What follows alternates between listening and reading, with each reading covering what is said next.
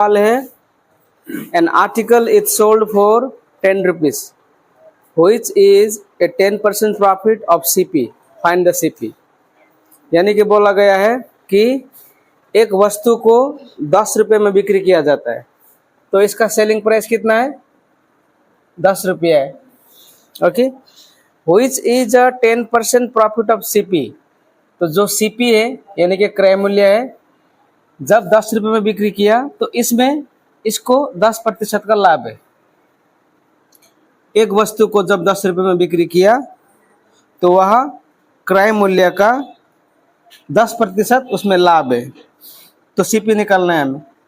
तो सीपी बराबर क्या होगा? यहाँ पर जब 10 रुपये में बिक्री किया तो इसको 10% का लाभ होगा। तो सीपी निकालना है। तो सीपी का फॉर्मूला क्या है? सीपी का फॉर्मूला मैंने बताया था, क्या है? सीपी बराबर क्या है? एसपी बटे में 100। अब ये प्लस है कि माइनस है? प्लस है, तो 10 जोड़ो यहाँ पर। अब यहाँ पर क्या होगा? 100। तो सेलिंग प्राइस कितना है मेरा? 10 रुपये है। लगाओ यहाँ पर, ये कितना होगा? 110, और ये होगा हमारा 100। ये जीरो गया, और यहाँ पर कितना ऊपर में? 100, नीचे में कितना है? 11। अगर ऑप्शन में ये है तो ठीक है, नहीं है तो इसको फिर भाग लगाओ। 11 9 99, फिर 1 आया, दशमलव, 0, फिर 0, फिर 0, 11 9 99, यानी कि इसका वैल्यू क्या आया?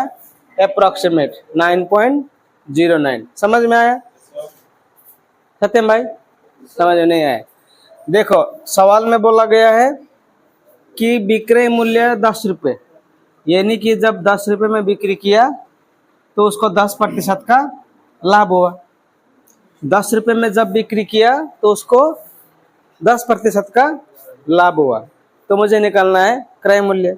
तो क्रय मूल्य का फॉर्मूला मैंने उसी दिन लिखाया था। क्रय मूल्य बराबर होता है विक्रय मूल्य बटे में 100। लिखो यहाँ पर, अगर लाभ है तो 100 में जोड़ो जितना भी प्रतिशत लाभ है, और 100 तो फॉर्मूला का ही है।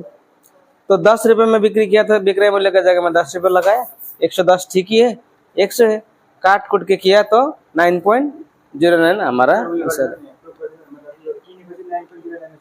ये ऐसा होगा, इसमें जो है ये अप्रोक्सीमेट वैल्यू आ रहा है इसमें। समझ में आया? तो इसमें क्या है हमारा? Approximate value. समझ में आया?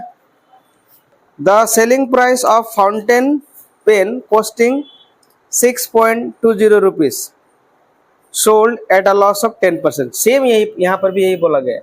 ये सेलिंग प्राइस है। सेलिंग प्राइस कितना है? विक्रय मूल्य। देखो सवाल को पहले समझो फिर करो। जब 6 रुपया 20 पैसा में बिक्री किया फाउंटेन पेन को, तो उसका उसमें कितना प्रतिशत का लॉस हुआ? 10% का। अब यहाँ पर बोला है the selling price of a fountain pen costing 6.20 rupees sold, नहीं यहाँ पर ये हमारा सेलिंग प्राइस निकालने के लिए बोला है। तो कॉस्ट प्राइस कितना है इसका? 6 रुपया 20 पैसा है। एक फाउंटेन पेन है जिसका क्रय मूल्य 6 रुपये 20 पैसा है, तो उसको 10% क्या में बिक्री किया? हानि में बिक्री किया। तो मुझे बताना है इसका सेलिंग प्राइस कितना है। समझ में? तो देखो 6 रुपया 20 पैसा का एक फाउंटेन पेन है, इसको 10% हानि में बिक्री करता है। तो अब मुझे बताना है इसका विक्रय मूल्य क्या है। तो विक्रय मूल्य का फॉर्मूला मैंने उसी दिन बताया था। क्या हो गया यहाँ पर? सीपी बटे में 100 गुना, अब यहाँ 100 होगा। अब यह लॉस है या माइनस है? लॉस है, मतलब ये तो मतलब हानि में बिक्री किया है, तो यहाँ पर घटाना पड़ेगा तुम 10। अब क्या आया? सीपी कितना है मेरा? 6 रुपये 20 पैसा है। लगाओ ये 100 फार्मूला का ये है, और यहाँ पर क्या होगा? 10 में 190। यहाँ तक समझ में आया? अब ये पॉइंट के बदले में हम लोग यहाँ पर क्या कर सकते हैं?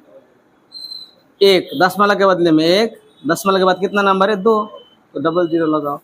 ये 0 गया, फिर ये 0 भी गया। 9 दूने 18 का 8, हाथ में 1, 9 छक्के 54, 54 1 55, ऊपर मल्टीप्लाई होगा। नीचे कितना है? 100 है, तो तो इसको हम लोग डायरेक्टली ऐसा कर सकते हैं 100 से, तो 5.58। 100 से जब भाग देगा तो इतना ही आएगा। चलो समझ में है? सवाल है पूछना? 100 से जब इसको भाग देगा तो इतना ही आएगा। देखो 100 से मैं 5 5 8 को भाग दूंगा, तो पहले तो 105 500 होगा, फिर यहाँ उठाना है कि नहीं है, डेसिमल डालो यहाँ पर आएगा, फिर 5 500, फिर 8 0 होगा, ऑलरेडी डेसिमल है, एक बार और लगाओ। तो डायरेक्टली हम लोग इस तरह से लिख सकते हैं, समझ में? चलो, ए merchant lost 51 rupees by selling 17 bags of the rice for 1020 rupees. What was the cost price पर बैग? देखो जब भी हम लोग प्रॉफिट एंड लॉस के सवाल का करते हैं तो उस सवाल में क्या क्या दिया है उसको पहले फाइंड करते हैं, उसके बाद में क्या निकालने के लिए बोला गया है उसी को करेंगे। तो what was the cost price, यानी कि हमें निकालने के लिए क्या बोला है, सीपी निकालने के लिए बोला, ये तो कंफर्म हो गया। अब है क्या क्या यहाँ पर, एक व्यापारी ने जब 17 बोरा चावल बिक्री किया 1020 रुपया में, तो उसको 51 रुपया का आने हुआ, यानी कि सेलिंग प्राइस कितना था 1020 रुपया। जब 1020 में बिक्री किया तो उसको कितना लॉस हुआ, 51 रुपये लॉस हुआ। और कितना बैग्स था, चावल था हमारा 17। अब देखो मुझे निकालने के लिए बोला कॉस्ट प्राइस, जब मैंने 1020 रुपये में बिक्री किया तो 51 रुपये का मुझे लॉस हुआ, यानी कि ये दोनों का अगर मैं जोड़ देता हूं तो क्या बन जाएगा मेरा, ये यही तो कॉस्ट प्राइस बनेगा ना, यानी कि ये मेरा क्या है, कॉस्ट प्राइस है। अब सीधा सीधा बात देखो, जब मैंने 1020 रुपये में बिक्री किया तो मुझे 51 रुपये का लॉस हुआ है, यानी कि उसको मैं जोड़ दूंगा तो मेरा क्रय मूल्य होगा, तो ये मेरा क्रय मूल्य हो गया। अब मुझे बताना है कि प्रत्येक बैग का दाम कितना था, तो 1070 रुपया मेरा, 1071 रुपये मेरा टोटल पैसा लगा था। अब बैग है 17, तो क्या होगा, 17 5 85, 17 से 102, 17 1, यानी कि 63 रुपये मेरा एक बैग का दाम है। समझ में? 63 रुपीज एक बैग चावल का दाम था।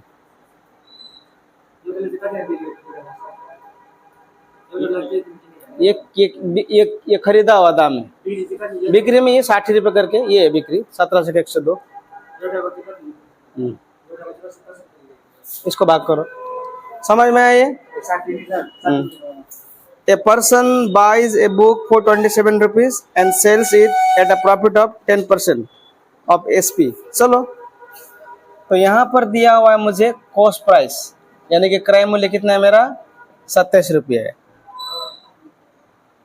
और इसमें वो जब बिक्री करता है तो उसको 10% का लाभ होता है, तो मुझे निकालना है विक्रय मूल्य। समझ में आया?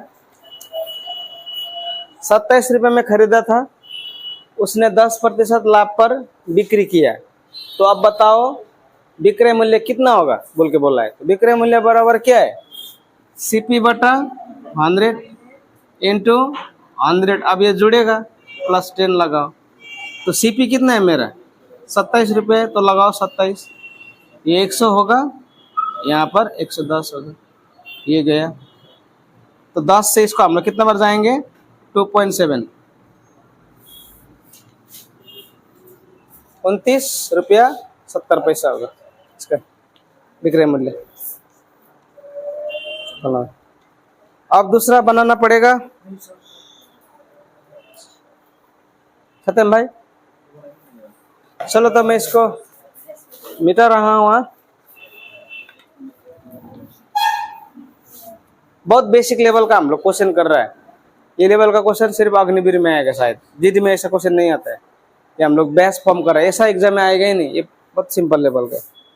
N article is bought for what 180 rupees and sold at a gain of 20%। Same ही तो है ये, यहाँ पर है एक आर्टिकल, यानी कि एक वस्तु को खरीदा कितना में, 180 रुपये में खरीदा। अब उसने बिक्री किया बिक्री किया उसने 20% लाभ पर।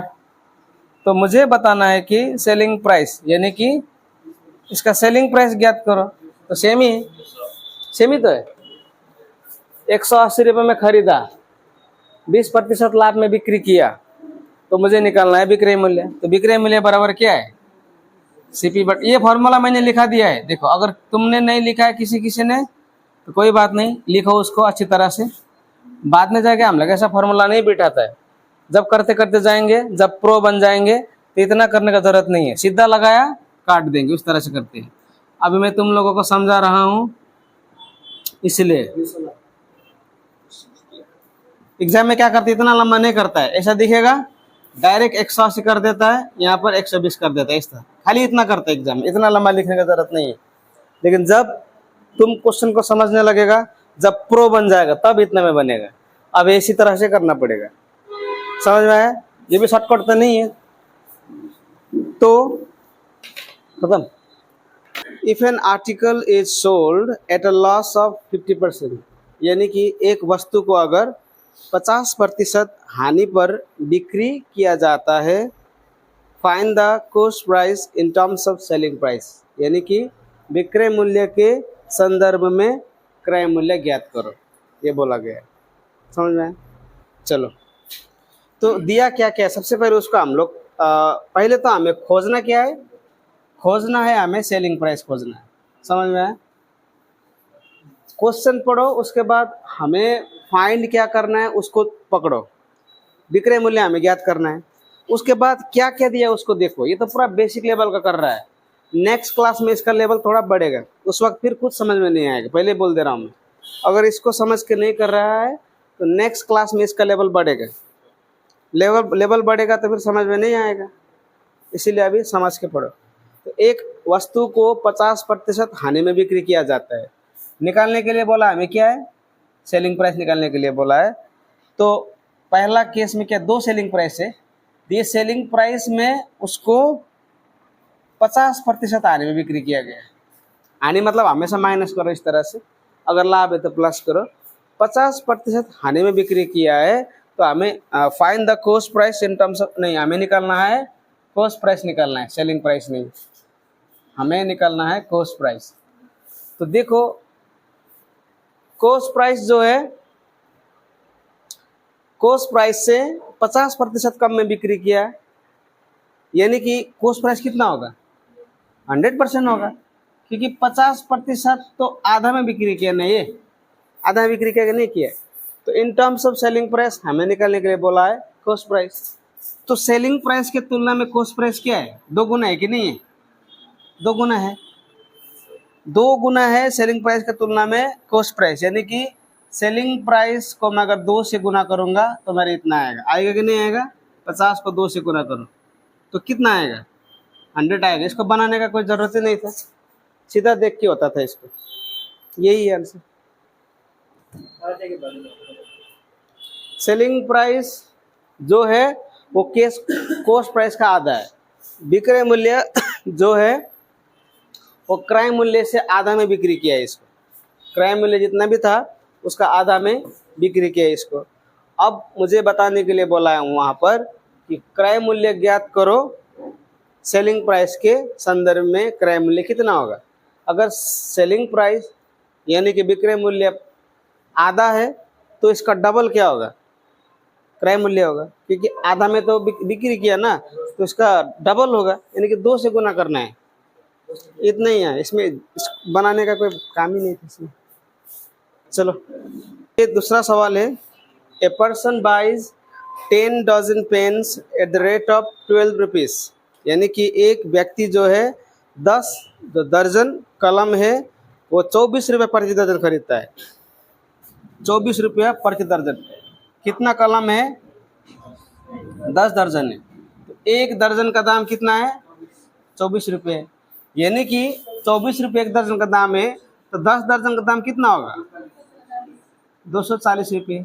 ये क्या है मेरा, ये बाय है, यानी कि ये मेरा सीपी खरीदा हुआ दाम है।